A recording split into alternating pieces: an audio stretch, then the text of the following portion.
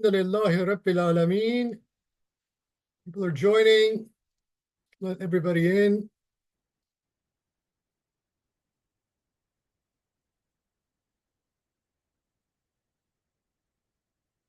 All right.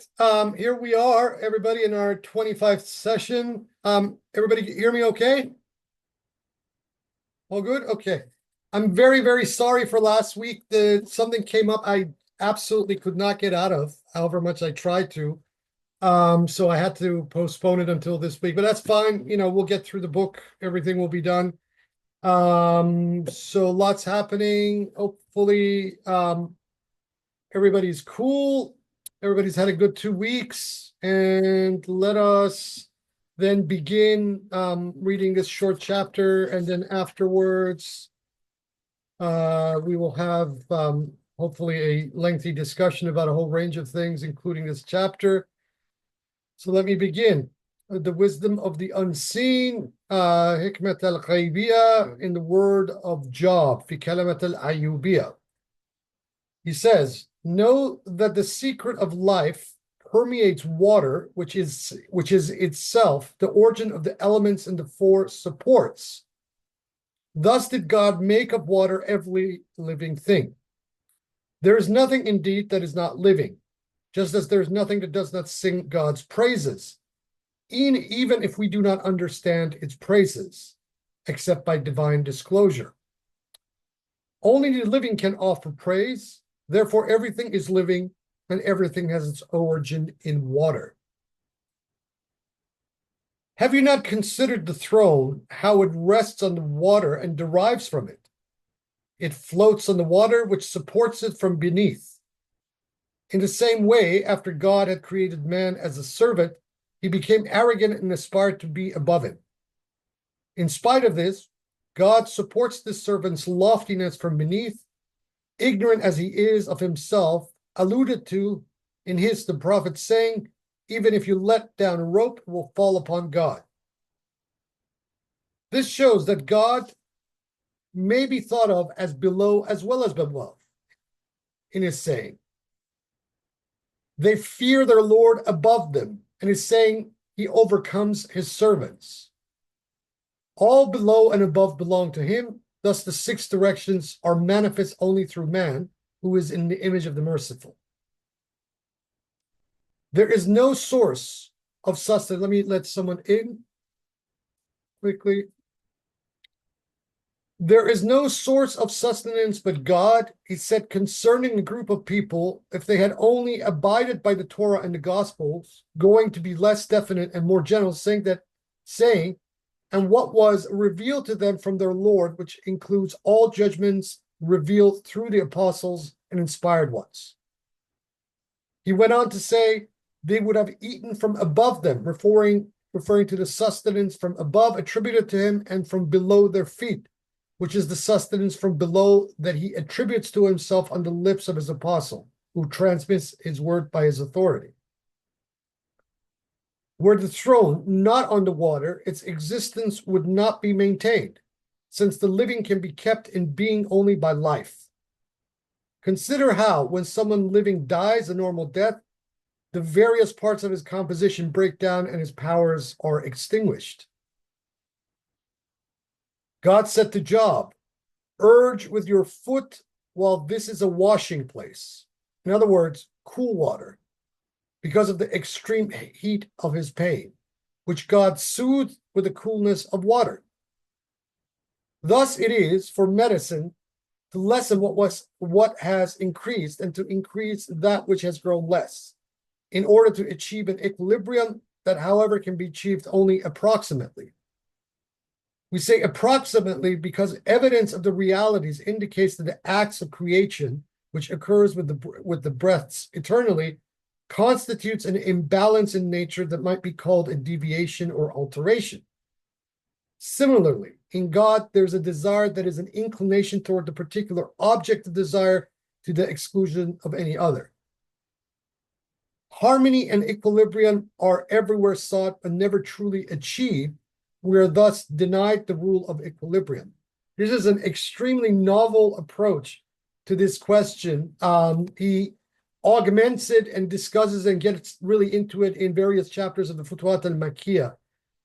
Because one of the standard objections to Wahdat al-Wujud is that it is a kind of a monochromatic kind of utopianism on the metaphysical level. But here, Ibn Arabi is very much addressing this issue that the lack of equilibrium actually is an equilibrium as such. And this gives us a perspective about the articulations of being and why they behave in a certain way that they do, a much better penetrating understanding of this subject than I think anyone else has approached it before Ibn Arabi.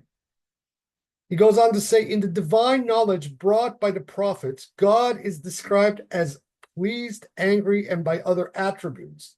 Now, pleasure causes anger to cease, while anger brings pleasure to an end. Equilibrium might be said to be the mutual balance of pleasure and anger. However, one who is pleased with someone else is not also angry with him, being thought of as one or the other, which indicates a preference. It is the same the other way around. We point this out for the benefit of anyone who might think that the people of the fire suffer God's wrath eternally and never enjoy his pleasure, which shows the validity of what we have said. If, on the other hand, as we have also said, the dwellers of the fire, while remaining in the fire, are eventually relieved of their tortures, then this is pleasure. Now, wrath comes to an end with the alleviation of their pain, since the reality underlying pain is the same as the reality of anger. The angry one being a sufferer who's only trying to avenge himself on the object of his anger by hurting him, so that he might gain relief by passing the suffering he experienced onto the subject or object rather of his anger. When one considers the reality in his transcendence from the cosmos, when he is far removed from such notions, thus limited by human experience. If, however, the reality is the identity of the cosmos, then all determinations are manifest from him and in him, as in his saying, the whole matter reverts to him. In reality and through spiritual disclosure and worship him and trust him from the standpoint of veiled consciousness. Indeed, there is not in the realm of possibility more wonderful than this cosmos, which is in the image of the merciful and which God created in order that his being might become manifest through its appearance. Likewise, man became manifest through the coming into being of the form of nature. We are his outer form, while identity is the directing spirit of that form. That direction can be only in him and of him, for he is the first, essentially, and the last, formally. He is the outer with respect to the changing of determination and states, the inner with respect to directing, and he knows everything. He is aware of everything and knows by direct perception, not by any deductive thought process, just as spiritual awareness is not achieved by thought. Such is a true knowing, all else being guesswork and conjecture, not knowledge in its true sense. I disagree with this final point for a very simple reason. If God is present in every level of creation, then we can coin a form of a theophany, which I did. If you have read the Prolegomenon of the Effulgences of Wisdom, I talk about in one paragraph of ideational ideophanies as being the discursive element behind an animating theophany, such that even thought itself, in a sense, every individual thought that every human has, or anything, any form of thought itself is a form of a theophany. It is you can call it an arad, an accident of a theophany, but nevertheless, discursive thought itself, even though it is muqayyad, it is delimited, it itself can also be construed as a form of a theophany. So we can talk even in contrary to what just Ibn Arabi just said here, we can even talk about a concept of an ideophany, or an ideational ideophany is the way I talk about it. He goes on, Job, therefore, was given that water to drink to relieve the anguish of his thirst, which stemmed from the fatigue and distress which Satan had afflicted it. In other words, he was too far removed from the realities to see them as they are, the perception of which would have put him into a situation of proximity, right? So, therefore, affliction, Ibn Arabi has now basically correspondent with the notion of distance, both, right? In this case, being distance from God. Everything perceived is close to the eyes, even if it be physically remote, for the sight makes contact with it by perception or else does not perceive it at all. Either that or the object itself makes contact with the sight. There is therefore a certain proximity between the perception and the perceived. Job, however, attributed his affliction to Satan, although it was close to him, saying, "That which is far from me is close to me by reason of his power within me." You know, of course, that distance and proximity are relative notions having no existence in themselves, despite their quite definite effects on that which is distant and near. Well, we can say also the same thing about discursive thought on some level, on a mughayyad level, that even though it doesn't possess an essential existence of its own, certain forms of discursive thought, even wahm, the delusions of the mind, can be said to have this whole distance proximity relationship in relation to God, and also in relation to the subject of the one who is cogitating them. Know that there is a mystery of God in Job, whom he has made a lesson for us and recorded as a story that this community of Muhammad reads, that it might learn what is in it and become ennobled by contact with its subject, Job. God commands Job for his patience in spite of his supplication to him to remove the hurt from him. Now, the supplication of a servant in no way detracts from his patience or his being a good servant. As he says, surely he was repentant, meaning that he turned back to God and not to causes. Although the reality works through a cause, and although the causes contributing to the cessation of the hurt may be many, the causer is single. The resorting of the servant to the one who alleviates the hurt by causes is better than having to resort to some particular cause that might not be in accord with God's knowledge concerning the hurt. This is a little bit of a contradiction here in the way he's phrasing it. He might say, God does not answer me, while he has not called on him, having merely resorted to a particular cause that is not ordained for that period or moment. That kind of explains it. Job, being a prophet, acted according to the wisdom of God, knowing as he did that patience, which most men regard as the restraining of the soul from complaint, is not limited, as we also know, to that, but is rather the restraining of the soul from complaint to what is other than God, not to God itself. Most people are misled in their view that the one who complains detracts from his acceptance of destiny thereby. That is not the case. Since it is not one's acceptance of destiny that is impaired by complaint to God or any other, so much as one's acceptance of the thing predestined. What we have been told, however, does not concern the acceptance of what is destined, since the hurt itself is that which is predestined and not destiny itself. Now, Job knew that what was implicit in the restraining of the soul from the complaint to God, that he might relieve the affliction, was a resistance to divine compulsion. I think this entire formulation that Ibn Arabi makes would have been much clearly expressed had he had recourse to the doctrine of al-Bada. Because in the Shiite cosmology of things, we actually believe that God's will can at any moment alter. And as one of the very longer hadiths in Kulaini delineates, the alteration of the divine plan happens just before the execution of the divine authorization, al-Qadha. So until a situation or a given thing reaches that point of the execution of al-Qadha, it can change just like that. Which, as far as I'm concerned, this then raises the depth of understanding regarding the reality of prayer from the Shiite metaphysical understanding in a lot more nuanced fashion than Ibn Arabi is even saying it here. He says, such resistance reveals an ignorance in the person when God tests them as to the real nature of what is afflicting the soul, so that he restrains from calling on God to end his pain.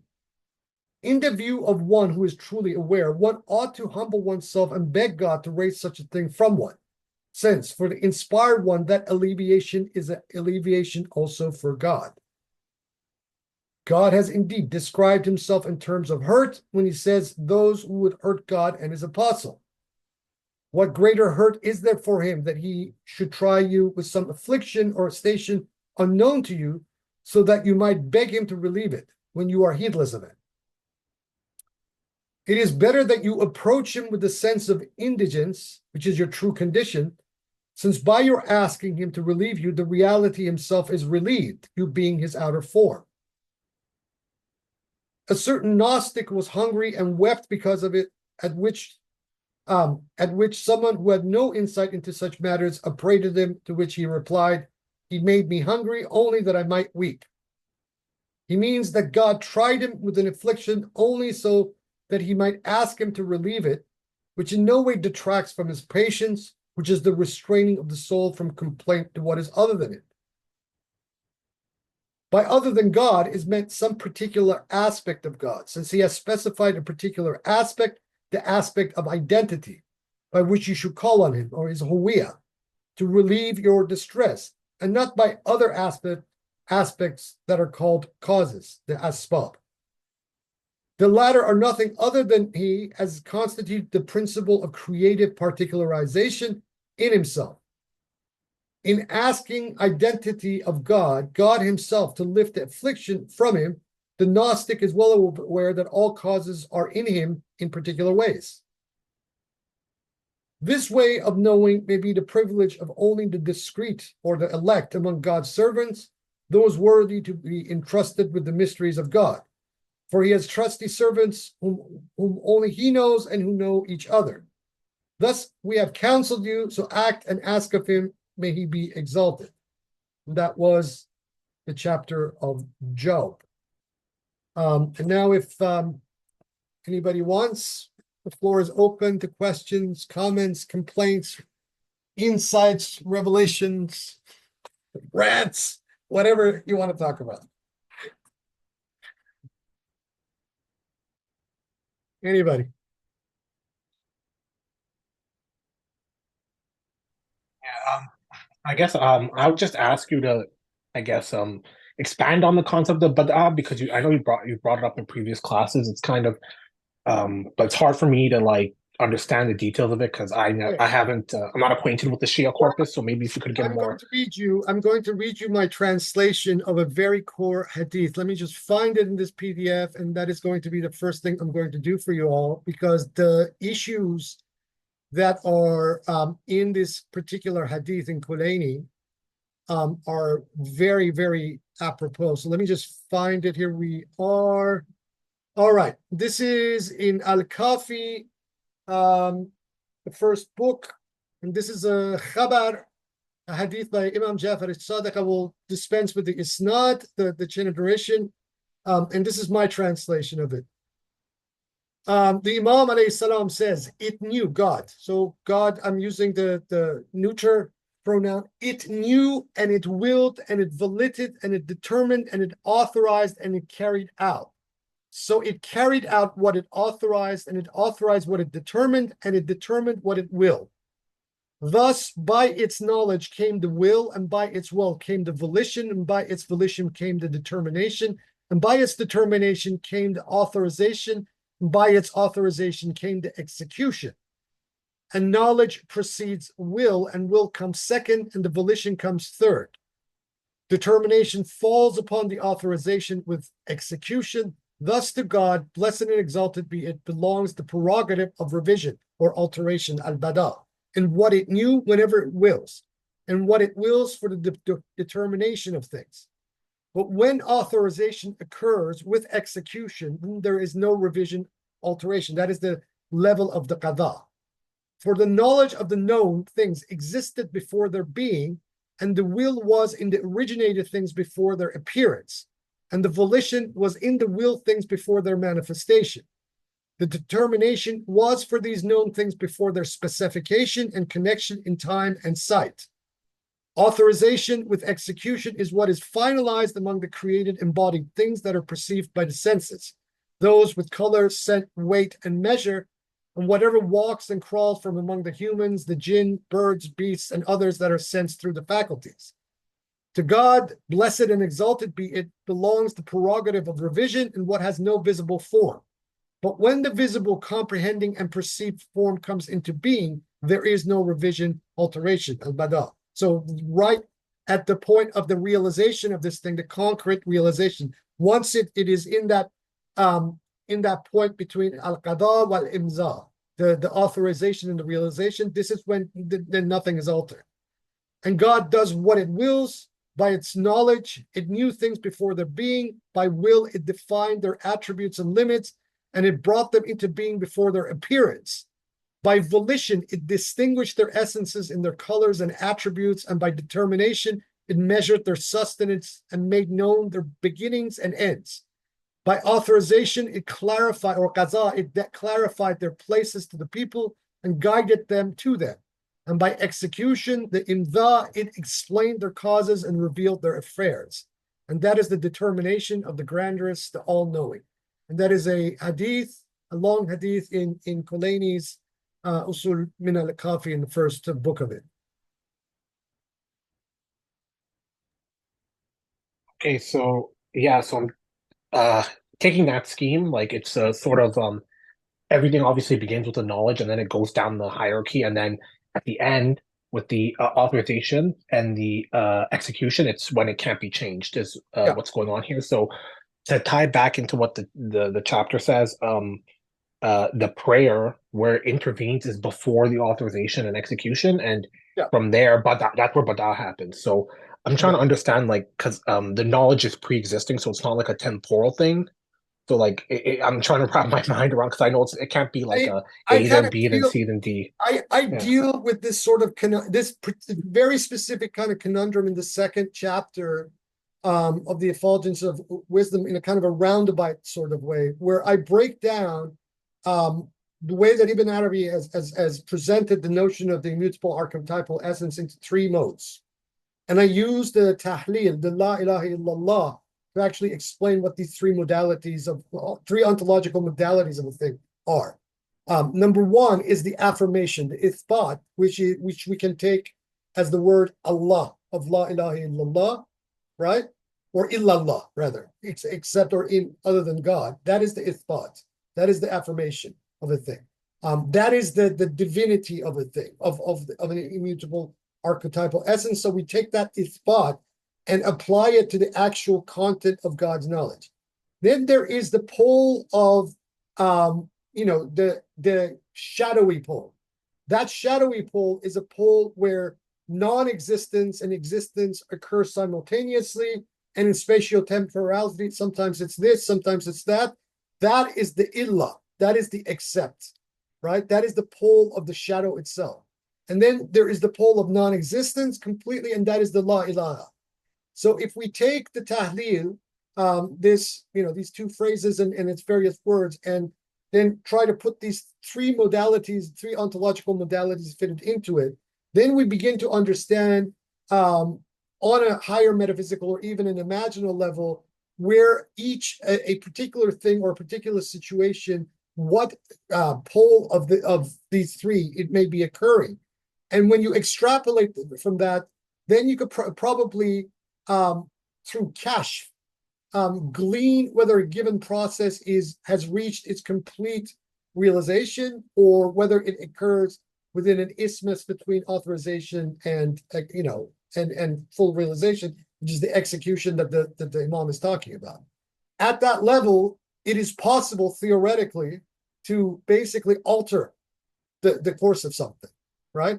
And that is where particularly then the discussions of the occult and himma from an occult angle becomes quite apropos a discussion to have, which within the writings of Ibn Arabi and a lot of these members of the Akbarian school is very latent Even in the Sheikhi writings, it's very latent, it's kind of presupposed. But one thing I am trying to do is to try to, kind of extrapolate a more clearer kind of angle to this, to this trajectory of things. At what point can a Gnostic determine that a given situation or a given thing has not reached its full actualization to then exercise their tasarruf upon that thing in the world, to change that course, trajectory altogether? Because another thing that is quite unclear in the hadith literature about the nature of bada is that whether al-bada is a one-way street, right? So then the question is, at what, now, this one-way, two-way thing is also a relative thing, because from the ontology of the primacy of being, all acts are God. Everything initiates and returns to God. So therefore, our engagement in a given situation is likewise the engagement of God in that situation through us as its qabil, as its receptacle. So, but nevertheless, this question is still important in understanding which way this saryan is flowing, in terms of affecting the bada. What Ibn Arabi says about prayer is correct. Fundamentally, it is correct what he's saying, right? But what he's also telling us that is extremely important is that, contrary to some of the counterintuitive positions that you even get amongst a lot of Sufis, that you're not allowed to complain to God about anything. Ibn Arabi says, why not? If the point of the exercise is to have the qurb ilallah, then the complaint, making a complaint to God itself, is not only allowed, it's actually quite a central and important thing. That is the only thing that you should be complaining to. Now, we can then take this argument and kind of rephrase it from this angle. Whereas other people, say other Sufis or other Gnostic or other mystical traditions, say that you shouldn't interfere in the or either you cannot or you should not interfere in the course of the causality and effect. I would be saying that actually you can, insofar as this causality is not only initiating it with God, but you yourself, as this progressively expanding mirror of God, right, can affect that change, such that when these changes are affected, when you are affecting a bada in a given situation in the world, it is actually God doing so through you. So essentially, it's human freedom lies in that darkness, that sort of ability to, so not just like a conscious changing, like what a Gnostic would do, or in an occult sense, but also even people who have no knowledge of this kind of thing, they can, in fact, through their actions, because they are, even no 100%. matter how much their knowledge is, it's their reflections of God. They can, alter this process. So that's very What interesting. 100%. Another thing that I'm trying to do with Ibn Arabi and also the Shaykhis simultaneously is I'm trying to balance this determinism, voluntarism conundrum that exists between these two groups. Because this has been the problem in the understanding of Wahdat al-Wujud, and the conversations that Hussein and I have had over the last couple of months about this. This has been the problem, in that the languaging framework of Wahdat al-Wujud has consistently propelled it into this very mechanical-looking deterministic universe, where our own experience of the world shows that that's not the case. And then when you have recourse to the traditions of the Imams, where they're offering us these very deep philosophical meditations on things like causality, we can very easily then now begin to balance the scale, from the falling into either one or the other. And so then we're trying to fulfill what the Imam says in another context when he's talking about the amr bayna amrayn, the matter being between the two, between predetermination and free will, because that is the situation. There is an element of freedom, but there's also an element of constraint, and this is the intuitive position to take. So on the level of the freedom, the answer would be that the more that a given human is progressing in their path and opening and experiencing those states of bast and getting deeper into the reality of being, the more power, divine power, by definition, begins to attach to them, right? Such that then then what the hadith of Qurb al-Nawafil is talking about, that I draw my servant nigh unto me until I become his hand and sight on his feet, etc., then this reality begins to kick in. And at that level, when a given Gnostic is attaining more and more and more and more of such levels, then their ability to exercise their himma and their tasarruf in the change of the trajectory of things becomes more of a reality. This is something I have been, knocking my head against the wall for 2 years to try to make some of these people on that list understand this. You cannot expect, by taking a given formula out of the book and following it meticulously to the letter, that it's going to do exactly what it's going to say it's going to do. It doesn't act, nothing is like that. These sorts of powers are only given, or you only come magnetically to a person who is extremely deep in their past, where, for example, a lot of these psychological knots in the mind are progressively untangled. And the more that you untangle these psychological knots, that means that more veils are dropping from you. And as more veils drop from you, then you have more access within your own being to the forces of causality. Since, all of these forces of causality are flowing and circulating throughout every level of being. But this is this stuff only works, this theurgy only properly works in the hands of those who have had a tremendous amount of experience and have, wrestled with themselves, resolved a lot of their psychological and inner problems, and all of that kind of stuff, have understood it, have alchemically worked on themselves. And then these sorts of powers that magic and theurgy talk about begin to magnetically come to some people. But occasionally it also so happens that certain people spontaneously run into these sorts of things, or things spontaneously happen. That is the case because, like I said, this universal will and the volition and all of these various levels of divine causality are flowing already, always, throughout every level of being already.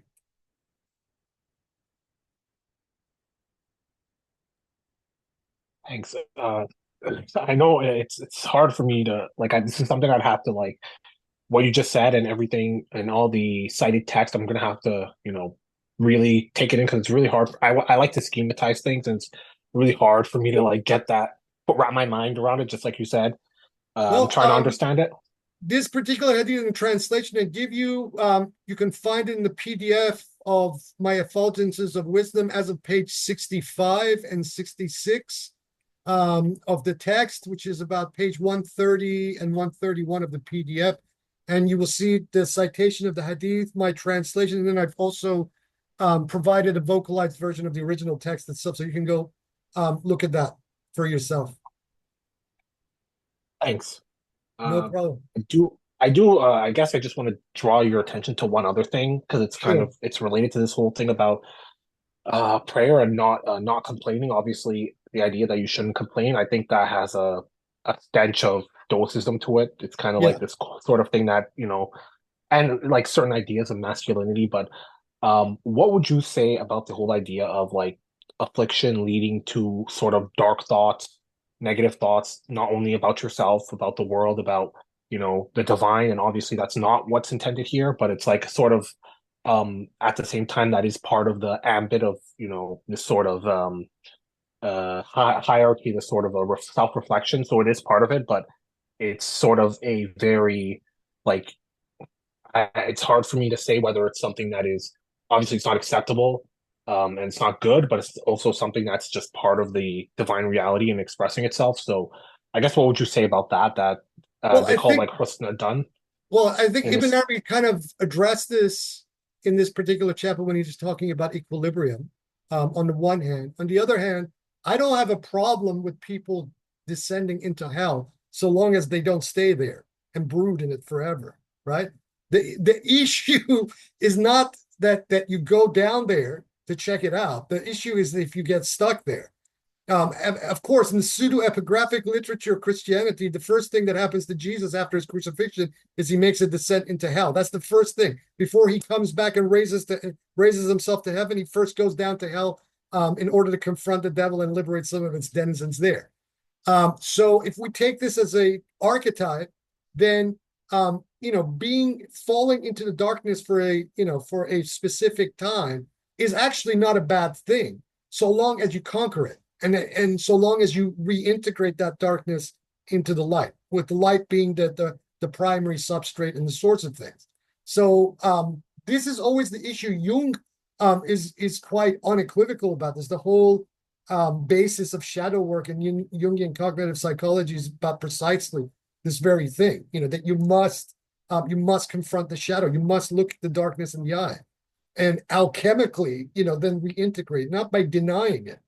This is why those perspectives that want to shun the darkness or say this, the devil, run away from the devil, etc. These are very counterproductive. This is not how the human psyche integrates anything. The human psyche must simultaneously take the poison and the antidote together in order to make the third thing out of it, which is its own individuation. So but the issue is not getting stuck in it to be able to come out the other end of it.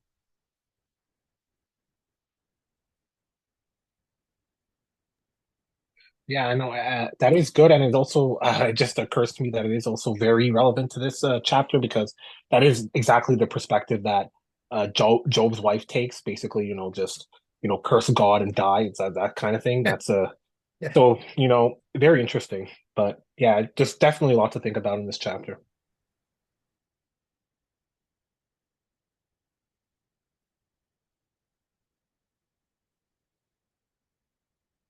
Anybody else?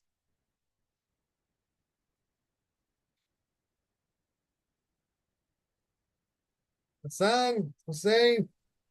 Sheikh, I would like to continue from the last question of Zakaria. Maybe you already answered it, but it is at least for me, the problem that evil creates evil. For Yeah. example, let's take a child who was treated very bad from his parents, and as a result, when he becomes a grown person, he becomes also evil person. Or let's say more generally that in the general case, when someone is treated very badly for a long period of time, it has a negative effect on his personality, and in some way he also becomes a bad person, which it is just not it is not just. It is not just. Where is the justice in this whole situation? Is the answer, as you are saying, that he will fall into the hell, Mhm. but by experiencing the hell, it should be the reason that he gets out of there and change his life. There's several different ways. There's several different answers to your question, but let's tackle it from this sense. Evil can beget evil, but evil can likewise beget the good. It depends on what you see the nature of evil as being, whether it is a separate ontological reality or is it a sort of an accident and continuum of the all.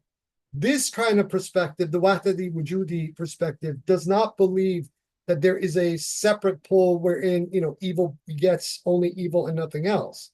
I tackled this question myself from this perspective. We talked about in the chapter of David about David being a sinner per the narrative of the Bible, and that he basically perpetrated against one of his own generals to take his wife away from him, and out of this illegitimate union came Solomon. Now, I have found it always very interesting that Ibn Arabi brings this issue up in the very beginning of that chapter of David that we read. That he cites this hadith that God tells David, "I'm not going to let you build the temple," right? Instead, you're going to build the temple through your son Solomon, right? Who was the son of Bathsheba, the former wife of Uriah, David's leading general, who David betrayed and then subsequently got him killed, basically.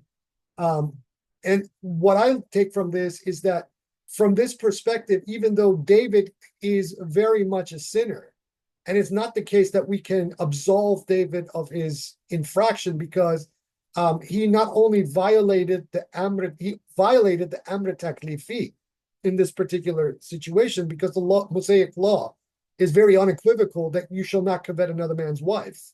And some of the stupid commentaries I've read from the Jewish tradition where they try to say, well, this commandment is this mitzvah only applies to those who are the chosen people, namely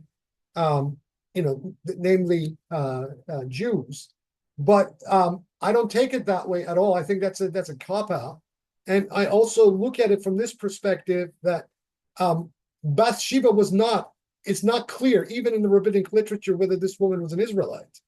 That this woman may have not been an Israelite at all. So then this raises questions, very serious and important questions, in that how is it that one of the leading prophet kings of Israel was born from a non-Jewish mother, even though his father was was David. So extrapolating from that means that from an evil act, namely the act of David in violating a friendship, betraying and stealing a man's woman from away, out of this a good was produced in the form of Solomon, right? Such that from this particular perspective, this is not so much an absolution for David, this fact that Solomon comes from him, but it is more of a consolation to Bathsheba for what she had suffered at the hands of David. And in the process, her son, Solomon, happens to then become the successor of David on the throne of Israel. And then given what this narrative in Arabic and also the Hadith literature say, he then is the man responsible for building the temple rather than his own father. Right? So the son of a pagan mother and a monotheist father becomes the reason of the building of the temple. And I've had this debate with several Orthodox Jews, and the sourcing that they have brought to me has been porous like nothing else, because there are disputed opinions whether Bathsheba was actually a Jew. She was not an Israelite. It's not apparent that she was at all, whether in the text of the Bible or even in some of the rabbinic literature. And if this is the case, then this raises massive question marks about the whole legitimacy arguments that a lot of the Jews themselves make. Because if Solomon is the son of a pagan mother, right, then what does that make of the temple? What is the temple about? Was this a locus for the worship of the God of Israel in the way that this God of Israel has emerged in a subsequent period in the orthodoxy of Judaism? Or was it something else? The Hittites, and especially the Canaanites of that period, we know for a fact that they did worship Asherah or Astarte, right? So a form of the goddess Ishtar. So maybe perhaps this original temple of Solomon was not necessarily a temple erected for the benefit of this male deity that later becomes the overriding god of the Israelites.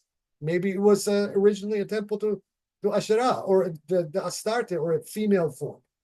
Because one of the evidence, the inferential evidences to this end, is in the Songs of Solomon. And this is where I think, even though there's no historicity to these texts, but much of the Songs of Solomon are Solomon's chants and doxologies to the divine feminine. And he is the builder of the temple. So if he is writing and expressing these ecstatic doxologies to the divine feminine, where sometimes in the Hebrew and the Aramaic, it's not very clear whether it is, this object to which Solomon is invoking is a human or the divine. There's an amphibole going on in this. We can extrapolate from that and say that whatever it was that Solomon originally built was certainly not what the Jews of later generations claimed this temple was meant for. Because that form of monotheism as the archaeology and the history has proven time and again, did not emerge until pretty much after the Babylonian captivity. And even per the Bible itself, in the period after the Exodus, when the Jews finally, or the Israelites, make it across the Sinai into the land of Canaan, they were not monotheists. Yahweh was just one of many deities amongst others. The evidence is just huge that this monotheism of the Israelites was not the way that we have known it today, and this was a later creation. So we can look at this just as an archetype and say that out of an evil act of the kind that David committed, something profoundly good came out of it in the form of Solomon. And then Solomon's subsequent union with the Queen of Sheba.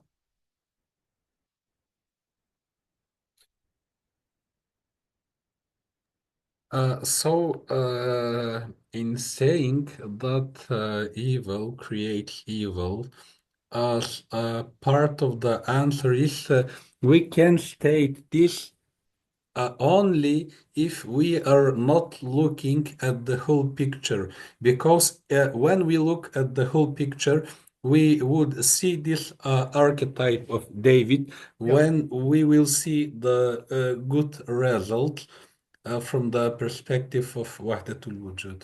Exactly. Yeah. Thank you.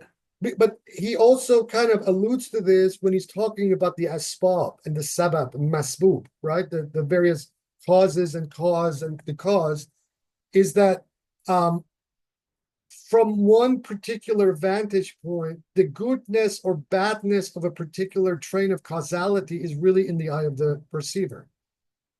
What you're beholding as good or bad is you're beholding it. This is just a train of cause and effect, right?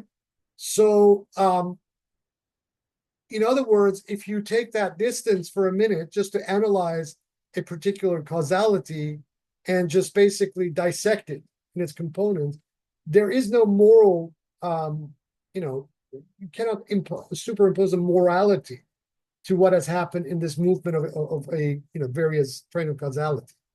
It so happens to be good or bad in a situational sense. So if X person is occurring at Y standpoint in period C, then how this cause in its effect affects them is what is the determinant to the determination or judgment of its goodness or badness. Nevertheless, this train of causality doesn't possess that in itself intrinsically. It's just movement. And just one more thing, the very interesting idea that Sheikh Muhyiddin is mentioning, that metaphorically speaking, we can hurt God. That when some calamity falls upon us, that it is a sign from God that we have forgotten about Him.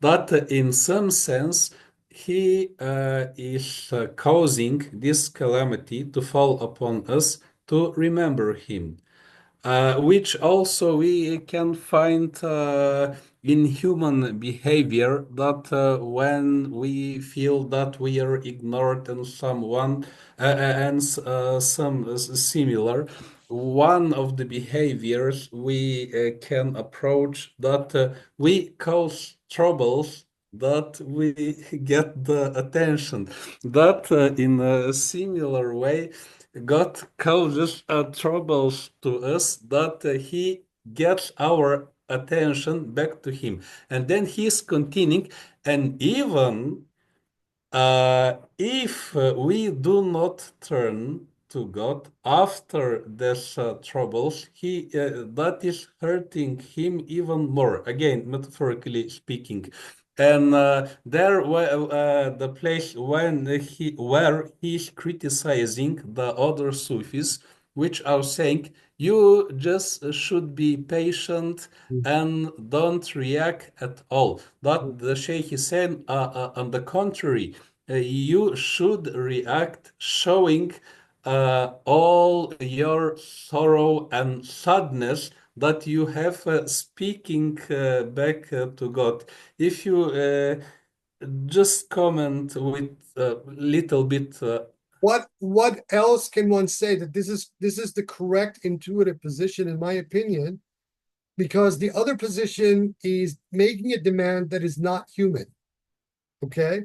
And the point of the exercise in embodied form is to experience this humanity in its fullness, right? So if God is wanting to experience the Nasut, right, from his Lahuti position, then it behooves the Qabil of this Lahuti spirit that is in your body to experience the entire duality of it, right, which includes sorrow, anger, etc., etc., etc. And what Ibn Arabi is saying is that's perfectly fine, and to say not is just nonsense, you know.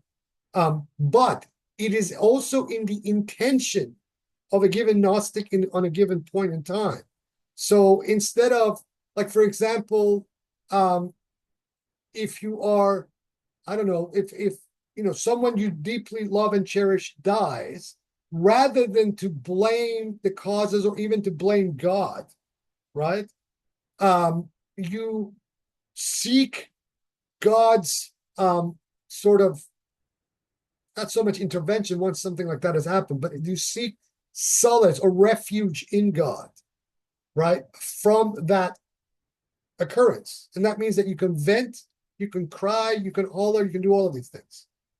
And that's fine, so long as the focus is back to God. Because at every point, what Ibn Arabi is saying is that from every instantiation of reality, where the Gnostic should be occurring is to be the ping pong from God to God at every point of it. So if you have occurred in one reality of one given name at one point in time that has caused you sadness, then it behooves you to now move into its opposite reality in God, right? Which then basically instantiates the purpose of that prayer of the Prophet, Alva bika minka, I take refuge in God, or I take refuge in you, right? So we literally live this as a reality. This is what Ibn Arabi is basically trying to tell us. Thank you very much, Sidi.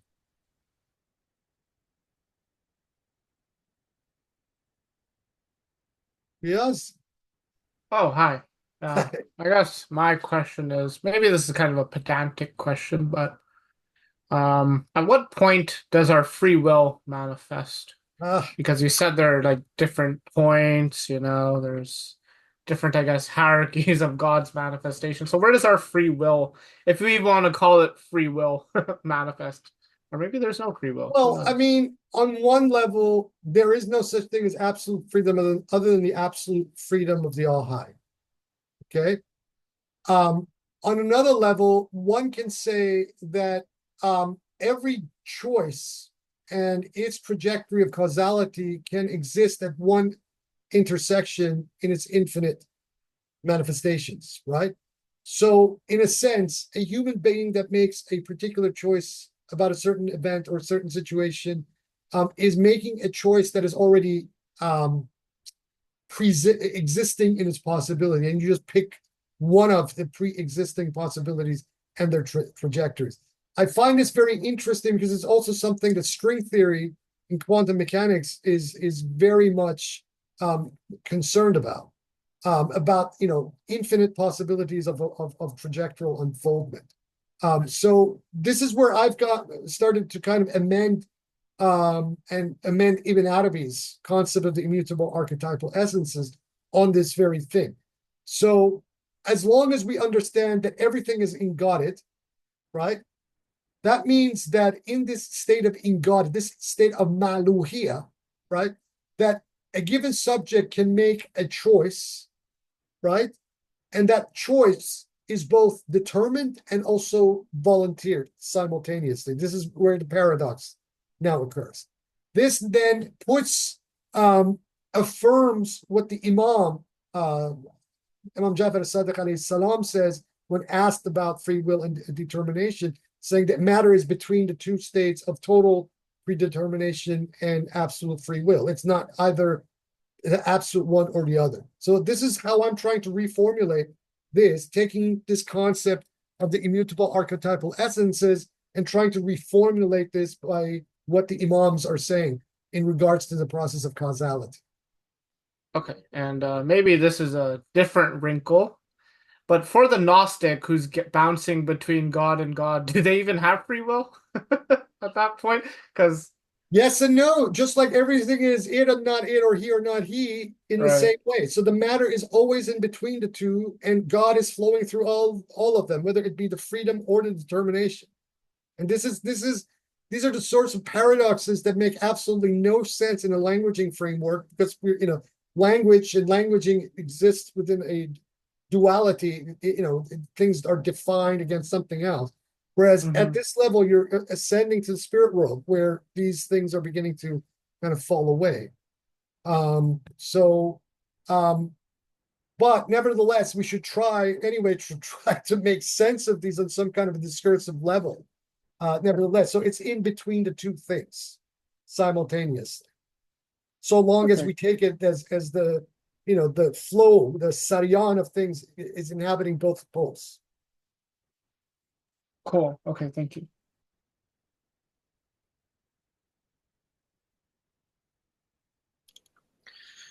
I think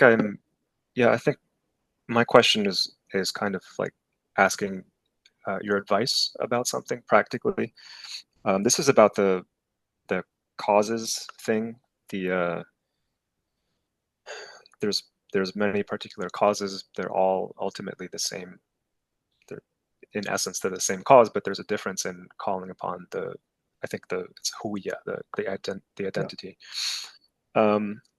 Just in general, like in daily life, something that I've been thinking about. I think it relates to magic and theurgy, but even just like medicine. I had this conversation with someone about there's people, like certain religious people, who will not take medicine on principle, because they'll say when they're sick they'll just say, I'm relying solely on God.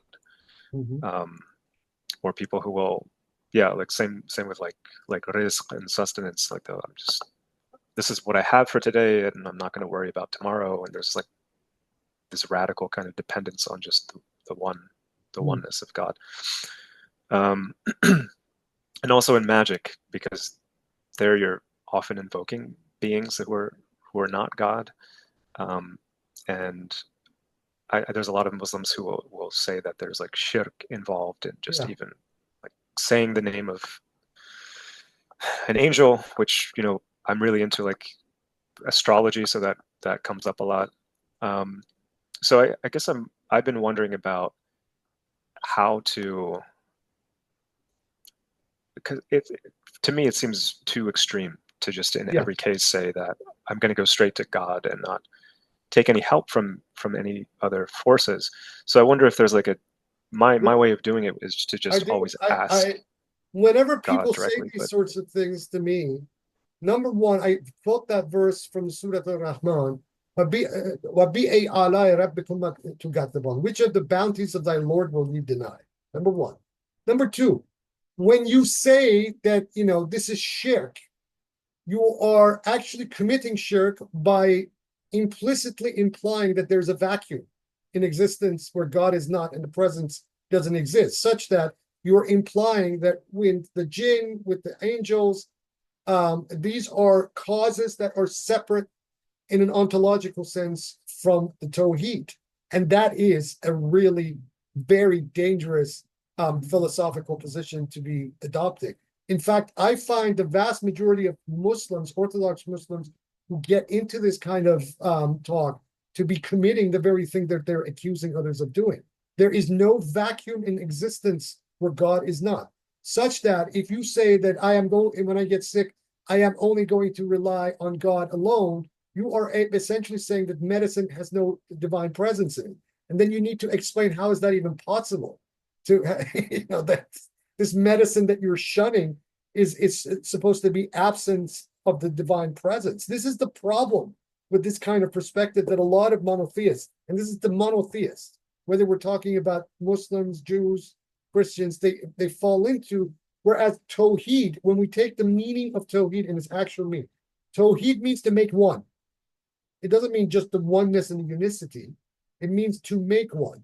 So when you are refusing medicine, when you are claiming that this is all shirk, you're actually falling into the biggest single fallacy there is regarding Tawheed. Because a perspective of Tawheed has a duty to recognize that wahdaniyah in literally everything that exists by virtue of the fact that the divine is present everywhere in everything, and there is no leaf that falls in existence without it having a say in the matter or initiating it. So that is my approach to this. Whenever these people get wax indignant and sanctimonious about this, oh, this is shirk, oh, I will not take medicine because God is not. It's like, who are you? Are you clearly implying that God is not present in this medicine, or that somehow I break how can I even break Tawheed by taking medicine and not relying on prayer? The Prophet himself, peace be upon him, says very clearly, trust in God and tie your camel. Don't just go into the middle of the desert and let your camel wander off and expect it to come back. Tie it down.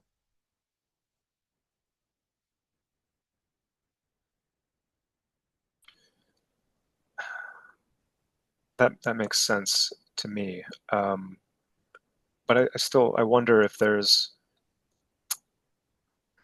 maybe like a practical difference. Maybe like with medicine, it seems less risky, but with invocation of spiritual beings, maybe it's a little bit more it's more risky. With that, but I would probably be very careful who I disclose that kind of information to, because in our communities, there's not really an understanding of these things in their proper way. Most people are not, saliks, to try to integrate understanding of these kind of things. And this is unfortunately one of the reasons why people do taqiyya and conceal and don't talk about the occult, because of the kind of reactions that you're talking about. But if it ever comes to a philosophical discussion, then you could put these people's back against the wall by saying, why are you implying that the divine presence is not with these jinn, or is not with these, such and such? I sometimes get these very silly requests by people where a given magician comes to me and says, oh, I've tried to exorcise a particular jinn out of somebody and it refuses to leave. Okay. You do realize that jinn is part of the greater stream of the divine reality. And if it's not leaving, then it's not supposed to go. Right? If you suggest differently, then you are having a problem fundamentally with the concept of qadar. Right? My thing is, and I've seen this in multiple contexts, is that most exoteric religious people have the biggest problem with God and the divine world. They really do. As much as they, try to wrap themselves in the law and, pious talk and piety in general. But when you kind of break it down, they really have a problem with the al-Hikam. They really do. So I would start to bring such discussions always back to Tawheed itself.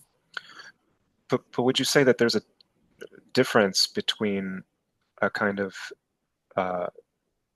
intellectual acknowledgement of this whole thing and a like a kashfi? 100%. Because like yes, of course. Might that make the difference? Because I could say, yes, well, yes, I'm invoking an angel, and I know intellectually, because I read it in Arabic and I agree with him that this is just a theophany, but I don't know it maybe directly through shuhud, something like that. And so could there be some kind of issue there?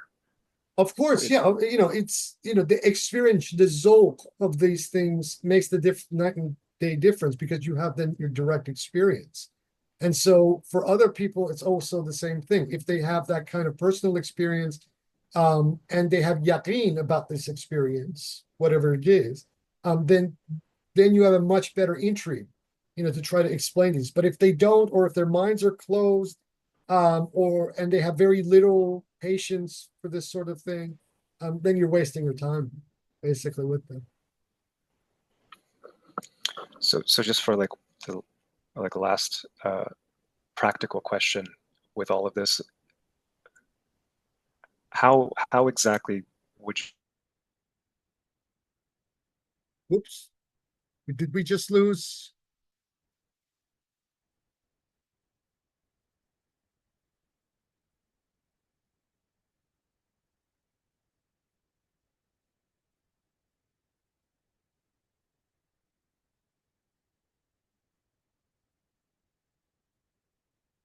Hello?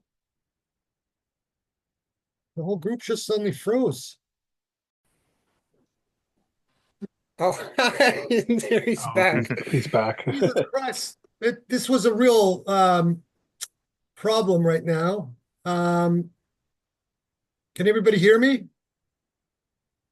I can. Yeah, we can hear you. Okay. Yeah. What happened was that the internet dropped out in this entire area just right now.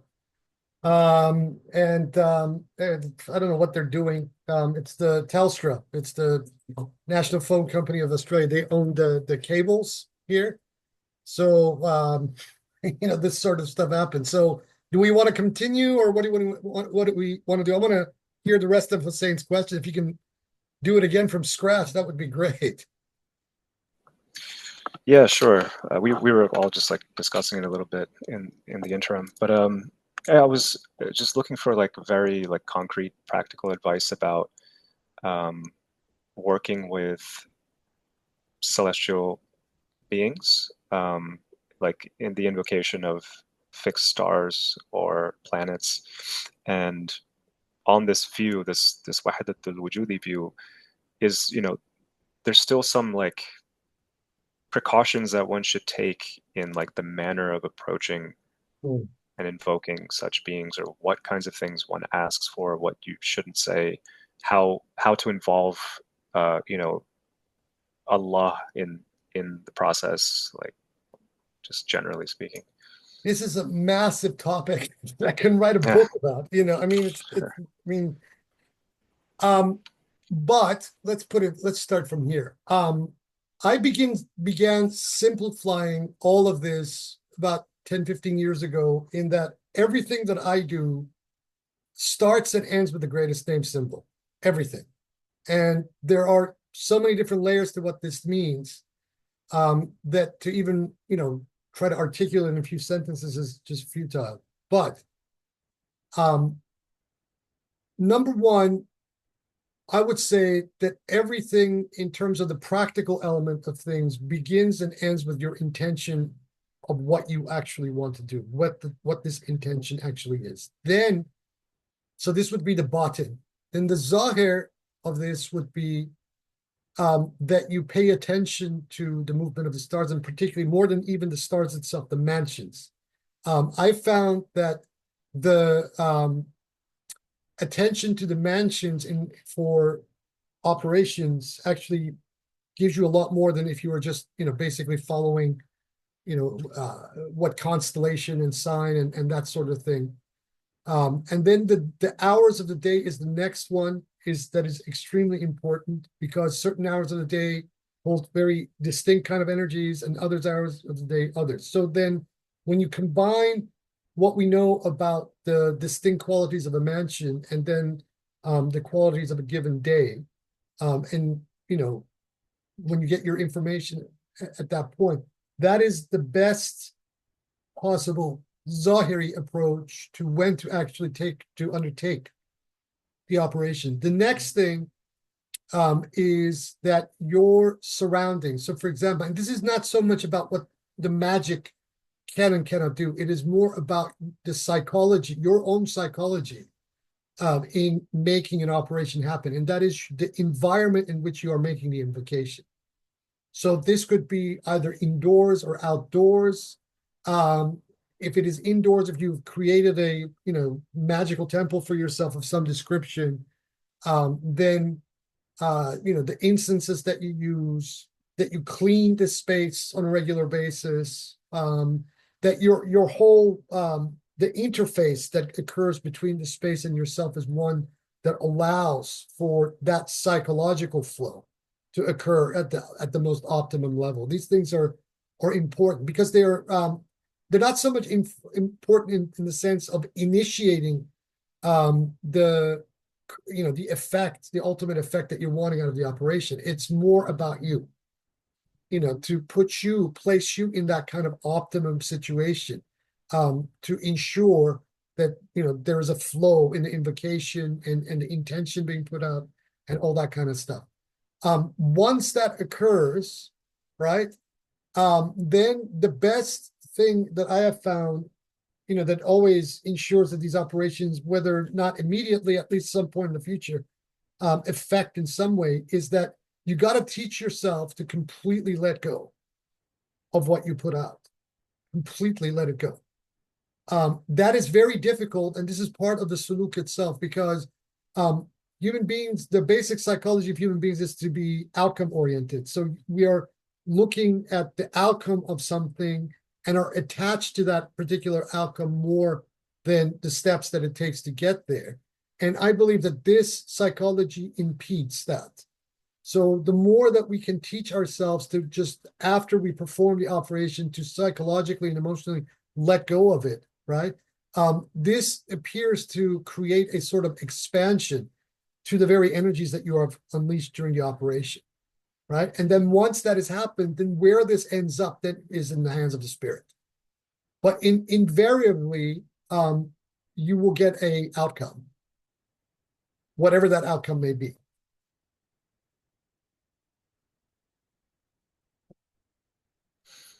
Okay, thank you very much.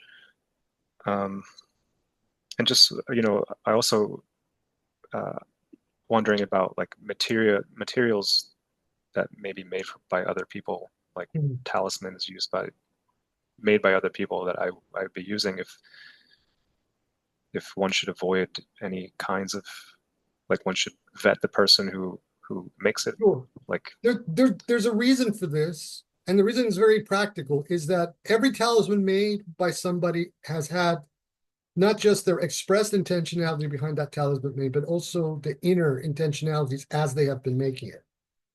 And that is the unknown element. So I have stopped making talisman, using talismans by other people in my own operation. So I make everything myself, even if I'm making it by a computer, right?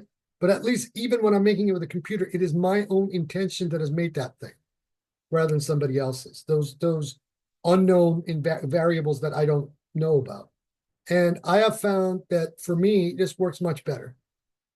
Whereas, I have used talismans of other people, even, never have I ever succeeded in an operation when, especially, I tried this out. This was just a test for me, to prove my own theorem. When we went to Iran in 2015, I went and saw a couple of local occultists, one in Shiraz and another one in Tehran. And, I played dumb throughout that entire process. Wasn't very impressed with any of these people.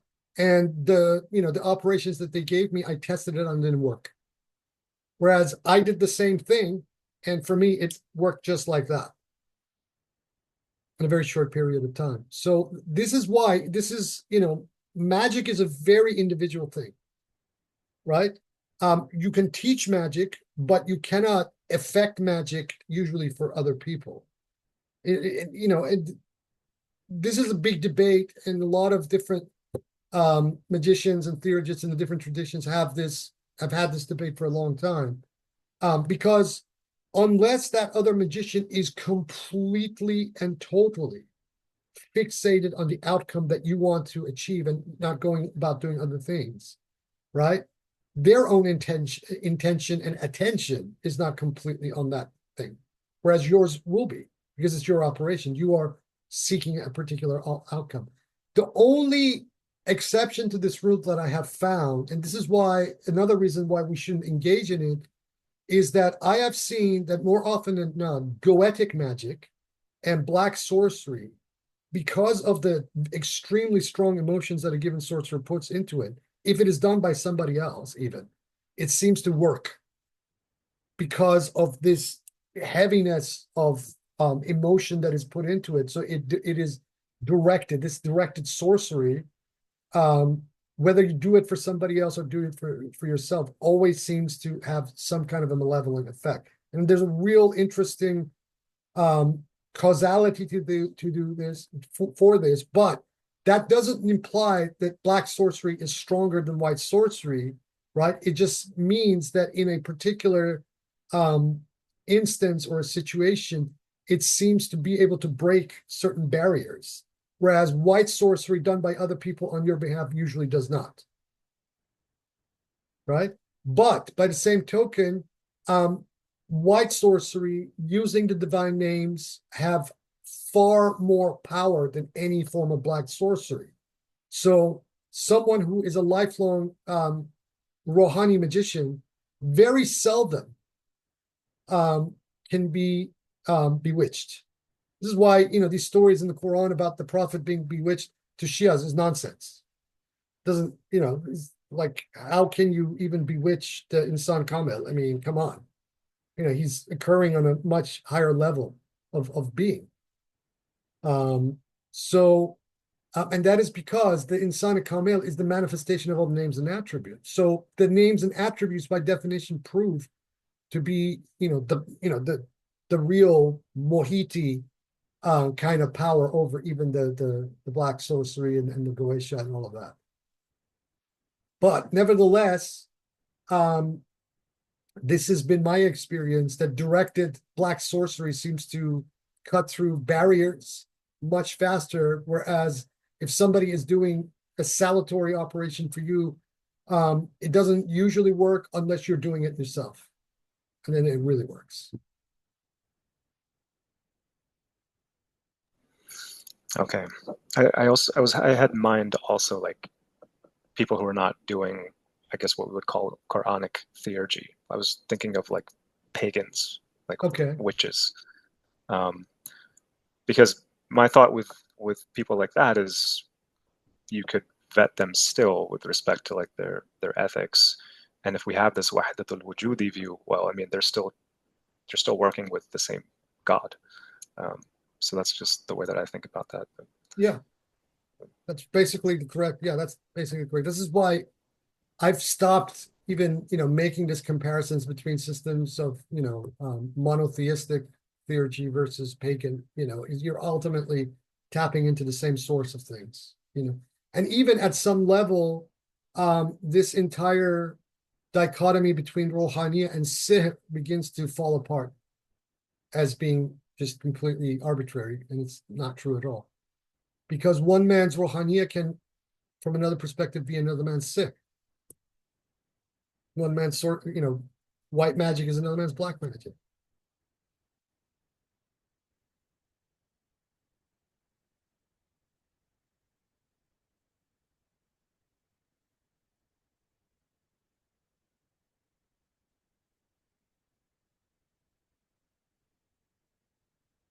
All right.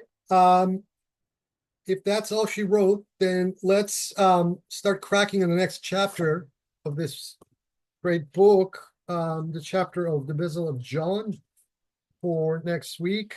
That's also a short chapter, chapter 20, which leaves us with 7 more chapters, one of which we're going to subsume into another. The chapter of Khalid, which is just a single page. We'll do the second part of the chapter of Moses and the chapter of Khalid together for one session. So we don't have that much longer to go with this. So the next 7 to 8 weeks, we're basically done with the Fusus al-Hikam. I got a lot out of this last couple of months, I tell you. Anyway, let's leave it there. Now, what I'll do now is I'll join the audio for this into a single one when I upload it on YouTube. And I'll just right after we get off, I'll upload both of the videos together. And then until next week, everybody have a good week. Hopefully this doesn't happen again. I'm actually very pissed off at Telstra at the moment because they did it right in the middle of our session to us without forewarning. Anyway, Be well until next week. Yam Moghayib.